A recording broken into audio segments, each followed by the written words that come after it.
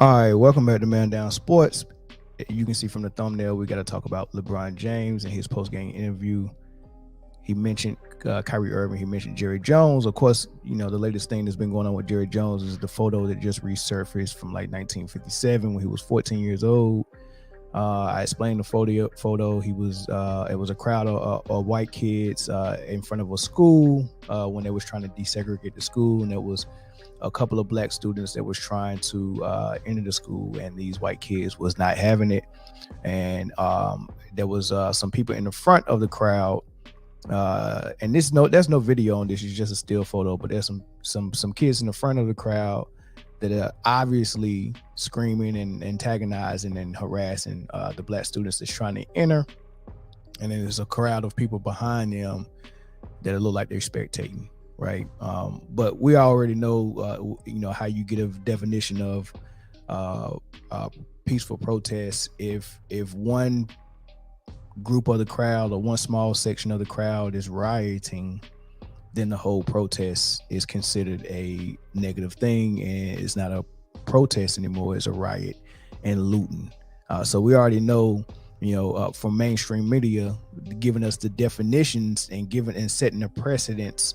And all I'm trying to do is apply their logic across the board on both ends of the spectrum, on both sides, right? So, and I'm not saying I agree with it.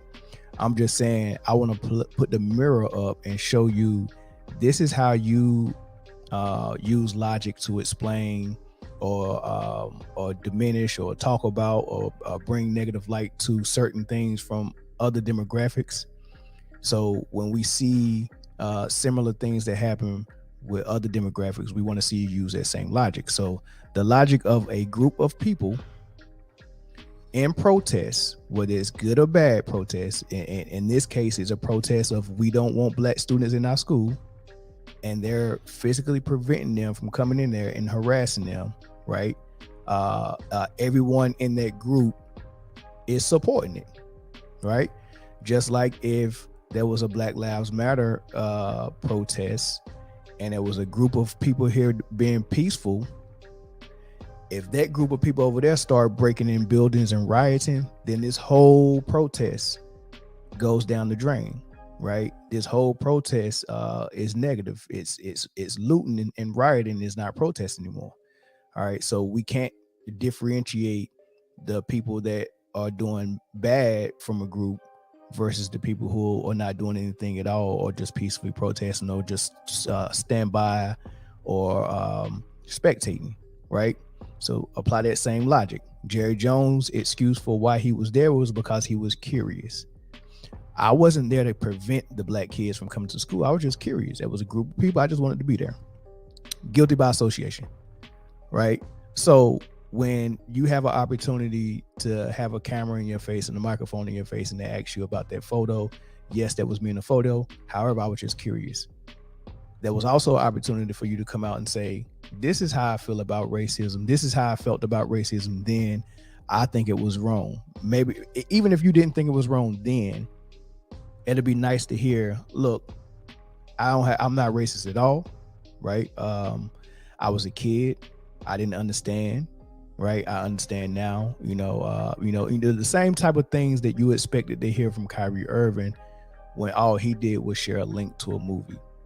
And the movie was not racist either, right? The movie hurt some feelings because the movie said a group of people wasn't the original Hebrews, right? That was the gist behind that whole movie and that link being shared. So the same things that we needed to hear from Kyrie, we need to hear you're sorry. We need to hear you condemn the film. We need to hear you do X, Y, and Z. We want you to pay $500,000 to the ADL. We want you to go meet these Jewish rabbis, right? We want you to put a public apology up online 3 times, 1 in writing and 2 and post game interviews and a full on interview with some other guy, right? We need to see you do all those things. No same requirements for Brett Favre, no same requirements for Jerry Jones. Well, I say all that to say this: LeBron James finally stepped up to the plate, and what I think is going on with LeBron James is that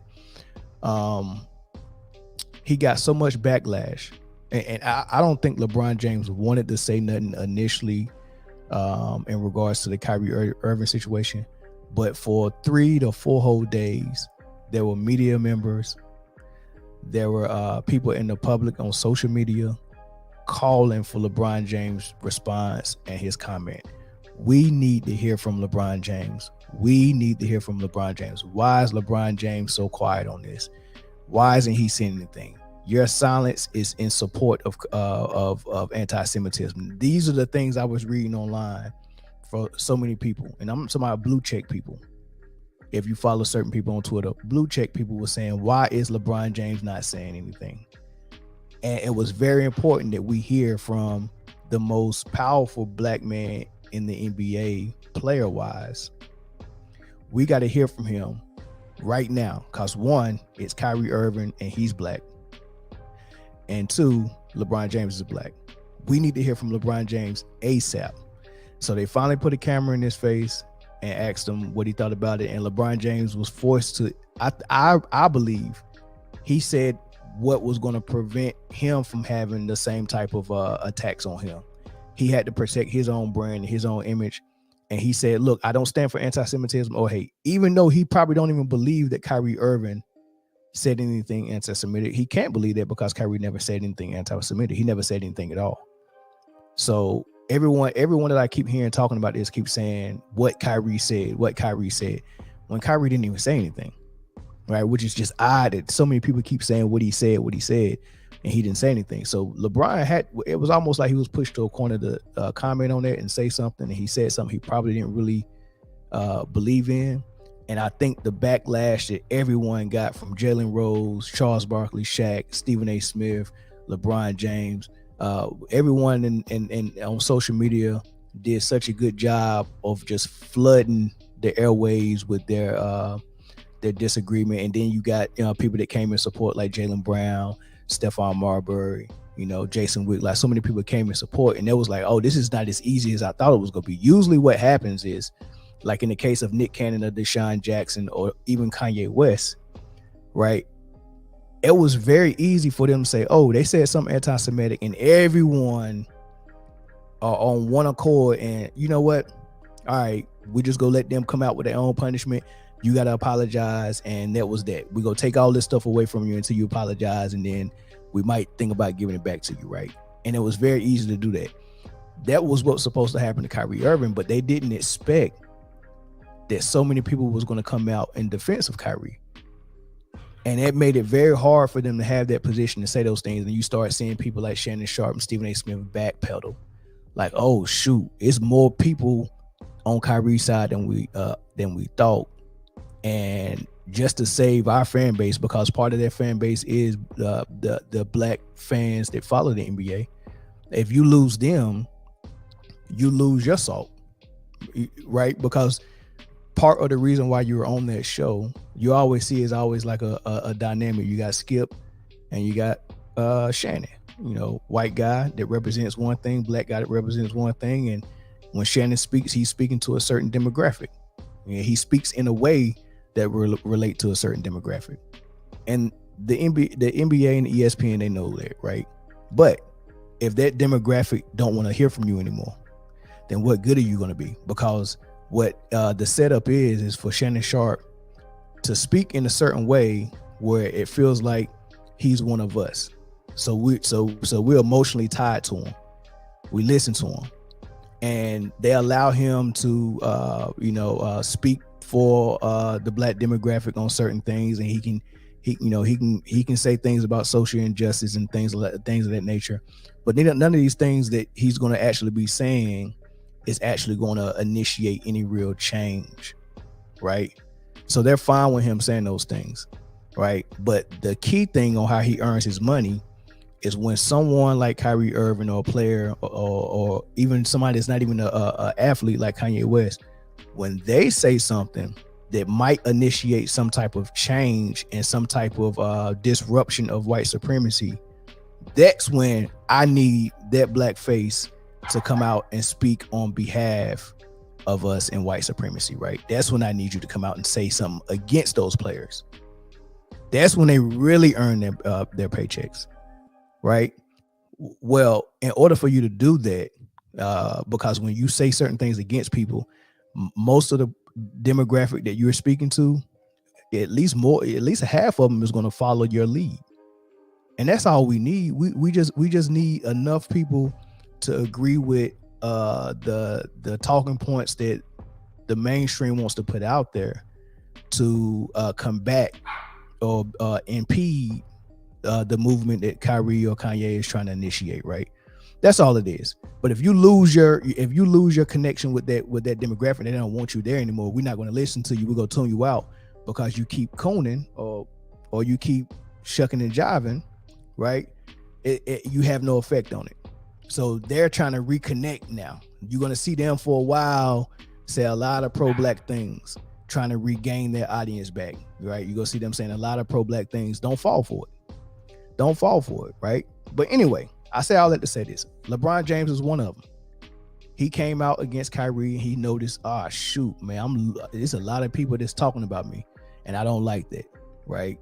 But I think he's more genuine than Stephen A. Smith or Shannon Sharp is. I think he's more genuine. Like, man, something I said really helped them counsel Kyrie and then do a wrong to him by giving him all these hurdles to jump over to get back in on the basketball court. I did that. My voice did that, right? He understands that, and I think when I play this clip, you're going to hear some of the pain in his voice. Man, this is real coming from LeBron James. So I want to play that, come back and give you a little bit of my thoughts, and then we'll continue the conversation in the comment section. But this is LeBron James after the game last night.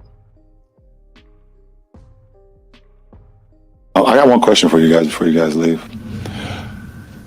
I was thinking when I was on my way over here, I was wondering why I haven't gotten a question from you guys about the Jerry Jones photo. But when the Kyrie thing was going on, you guys were quick to ask us questions about that. Okay. Hold on. And I don't even want you guys to say nothing. When I watched Kyrie talk and he says, I know who I am, but I want to keep the same energy when we're talking about my people and the things that we've been through. And that Jerry Jones photo is one of those moments that our people, black people, have been through in America. And I feel like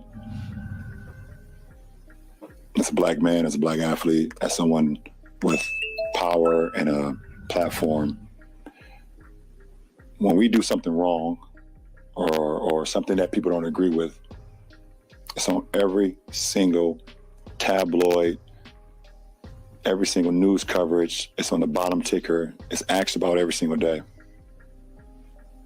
But it seems like to me that the whole Jerry Jones situation photo, and I know it was years and years ago and we all make mistakes, I get it.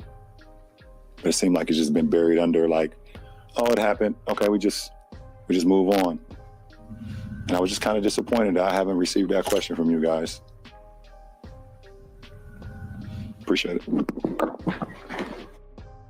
So I'm gonna point out a couple of things, right? And basically the gist of it, of the whole thing, what he was saying is, look, y'all sought after me, like, you know, when the Kyrie Irving thing came down, y'all came looking for me. We've got to get LeBron's comments on that, right? We've got to hear from LeBron. And I understand that Jerry Jones owns a football team, and that's NFL, not NBA, and you don't particularly need to hear from LeBron. But equivalent to LeBron, who is the big wig over in the NFL? Is it Tom Brady? Is it Aaron Rodgers? Is it a black player? But because, like I said, I want to apply the same logic across the board.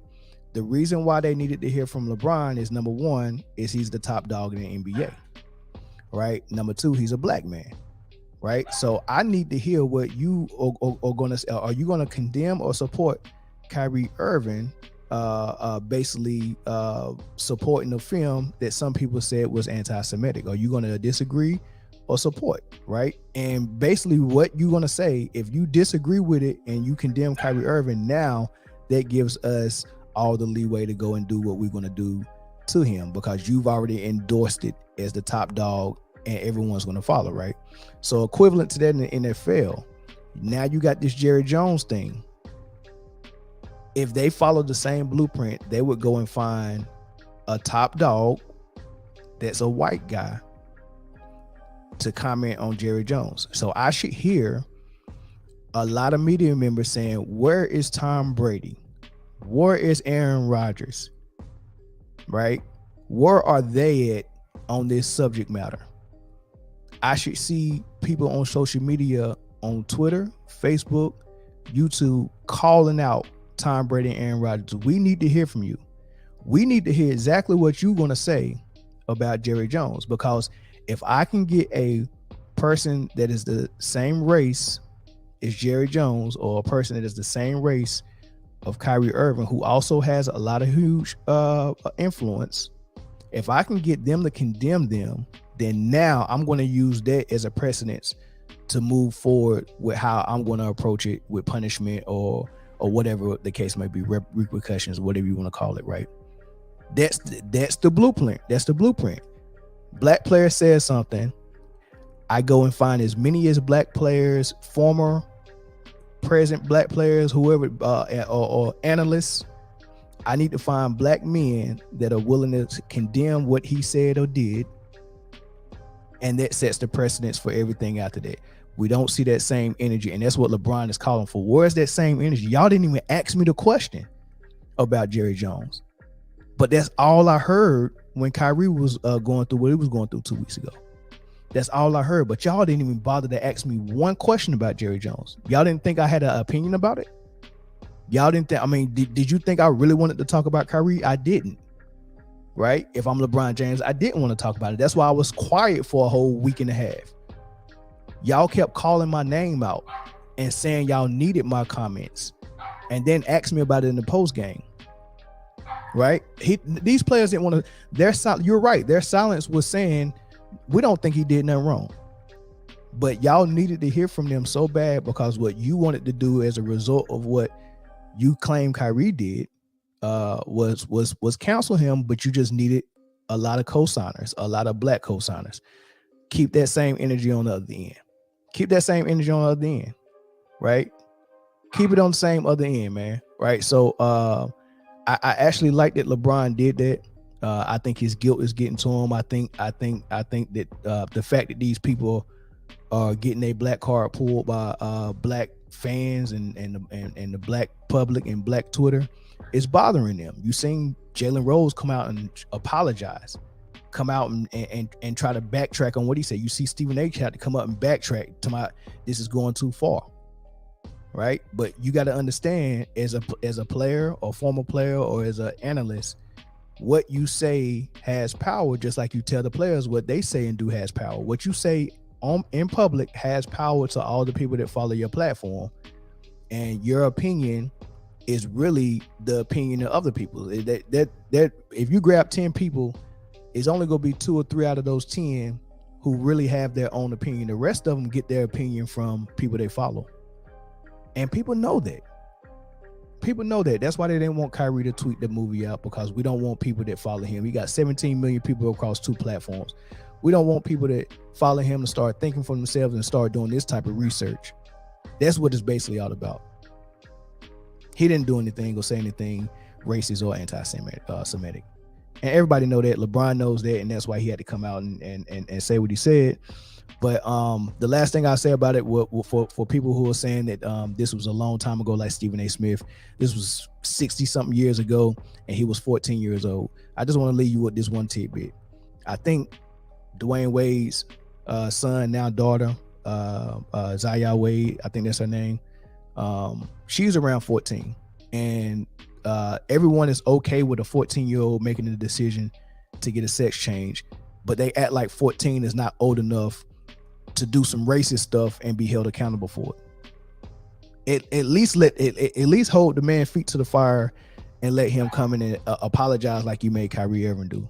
Right? We got 14-year-olds that in history that have been on death row for murders that we come to find out later on that they didn't even commit. Right? So you trying 14-year-olds as adults in actual court, but you can't hold Jerry Jones accountable in the court of public opinion because he was 14. That's not cool. Right? Jerry Jones should absolutely, I'm not saying Jerry Jones should get counseled because I don't believe in counseling people. But all I'm saying is I want whatever energy you give to one side, give that same energy to the other side. Just be fair across the board. Apply both logics across the board. It shouldn't be a double standard. Right. And it is a double standard with this, man. And I just want to see what y'all think about it, man. Leave everything in the comment section. There's a couple of comments right here. Kofi Weaston, man, what's up? I'm actually surprised LeBron had said something up to this point. He said nothing, but he kept great energy. I agree 100%, man. Yep. We don't know where they are, Kofi. They hide. They can't say, they know they can't say nothing. This is the sad truth. And I'll say this last thing, and then I end it, and we can continue in the comment section. But this is the sad truth. America was started, and America was able to become a powerful force as a country, mainly because of slavery, because they was getting so much free labor, right? And that slavery was set up on white people being supreme and black people being a slave class. That's what white supremacy is. White people being supreme, black people being a slave class. Now, as you move forward, if you establish a country that way, the country will never be anything different from that unless it's destroyed and rebuilt. We never destroyed and rebuilt this country. We just abolished slavery, right? But it was still the same white supremacy and black people being a slave class. Now, just because people are able to earn money doesn't change anything. The same rules apply, except I'm just getting paid. I'm sharecropping. But the gap between what the supreme demographic is getting versus the slave demographic, that gap is still pretty much the same, right? So we're never going to be 100% free. We physically free. We're not shackled and chained anymore. We're physically free. But when you can't come out and support a movie that tells you the history of your ancestors beyond slavery, because we're tired of getting taught history and then our history starts at slavery. Let's go beyond that. And if we go beyond that, lo and behold, it's not going to be such a surprise that the people who told us that we was 3/5 of a man who slaved us, also lied to us about some other things. So when we start unraveling these truths and we call it out, guess what? We didn't know we was actual Hebrews. So who are the people who are saying they're Hebrews?